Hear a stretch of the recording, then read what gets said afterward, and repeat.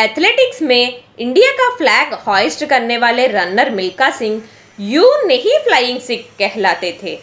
यूं तो मिल्खा ने इंडिया के लिए कई मेडल्स जीते, लेकिन रोम ओलंपिक में उनके मेडल से चूकने की कहानी लोगों को आज भी याद है। लेकिन अब यह फ्लाइंग सिख हमारे बीच नहीं है, क्योंकि लगभग 30 दिन तक कोरोना से लड़ाई लड़ने के बाद ये योद्धा जिंदगी की जंग हार गया। 1958 ओलंपिक में इतिहास रचने वाले मिल्खा सिंह ने सेकेंड टाइम 1960 के ओलंपिक्स में अपनी उपस्थिति दर्ज कराई। ये उनकी काफ़ी चर्चित रेस रही। इस रेस में फ्लाइंग सिख कांस्य पदक से चूक गए थे। वे तब 4th प्लेस पर रहा तो भी उनका 45.73 सेकेंड्स का ये रिकॉर्ड अगले 40 साल तक नेशनल रिकॉर्ड रहा। 3rd प्लेस पर रहकर साउथ अफ्रीका के मैल्कम स्पेंस ने ब्रॉन्ज जीता था। इस रेस में 250 मीटर तक मिल्खा 1st प्लेस पर थे, लेकिन इसके बाद उनकी स्पीड कुछ स्लो होने से बाकी रनर्स उनसे आगे निकल गए थे। खास बात यह है कि 400 मीटर की इस रेस में मिल्खा उसी एथलीट से हारे थे जिसे उन्होंने 1958 कॉमनवेल्थ गेम्स में हराकर गोल्ड मेडल जीता था।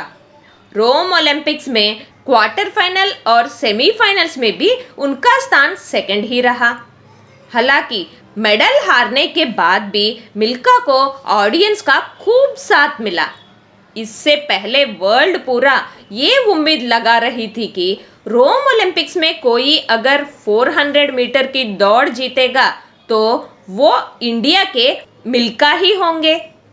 मिल्खा के सर पर साधुओं की तरह जूड़ा देखकर लोग कहते थे कि मिल्खा साधु है, क्योंकि इससे पहले उन्होंने सरदार देखा नहीं था।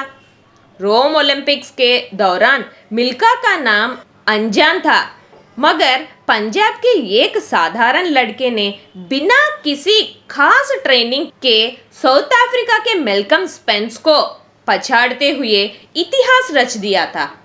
1960 में मिल्खा पाकिस्तान में इंटरनेशनल एथलेटिक्स कंपटीशन में पार्ट नहीं लेना चाहते थे, क्योंकि इंडिया पाकिस्तान के बीच के स्प्लिट इवेंट और उस वक्त स्प्लिट इवेंट में अपने पेरेंट्स को खोना नहीं भूल पाए थे।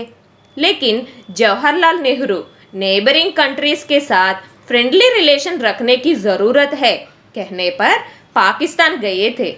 वहाँ मिल्खा अपना कॉम्पिटिटर अब्दुल कालिक को हराकर इतिहास रच दिया। इस जीत के बाद पाकिस्तान के तब का president field marshal Ayub Khan ने उन्हें फ्लाइंग सिख की उपाधि से प्रेज किया। उस समय अयूब खान ने मिल्खा से कहा था कि आज तुम दौड़े नहीं उड़े हो, इसलिए हम तुम्हें फ्लाइंग सिख टाइटल से सम्मानित करते हैं। इसके बाद से मिल्खा को पूरी दुनिया में फ्लाइंग सिख के नाम से जाना जाने लगा। कभी कभार जब उनसे 80 दौड़ों में से 77 में मिले इंटरनेशनल मेडल्स के बारे में पूछा जाता तो वे कहते थे, ये सब दिखाने की चीज़ें नहीं है।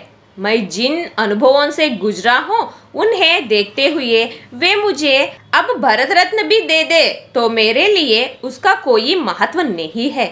उनका कहना था कि वे दुनिया छोड़ने से पहले इंडिया को एथलेटिक्स में ओलंपिक मेडल जीतते देखना चाहते थे। इंडिया में बैडमिंटन से लेकर शूटिंग तक वर्ल्ड चैंपियंस है, लेकिन फ्लाइंग सिख मिल्खा की ख्वाहिश अधूरी रही। See you again with a new topic in Global Encyclopedia. Till then, take care and have a nice day.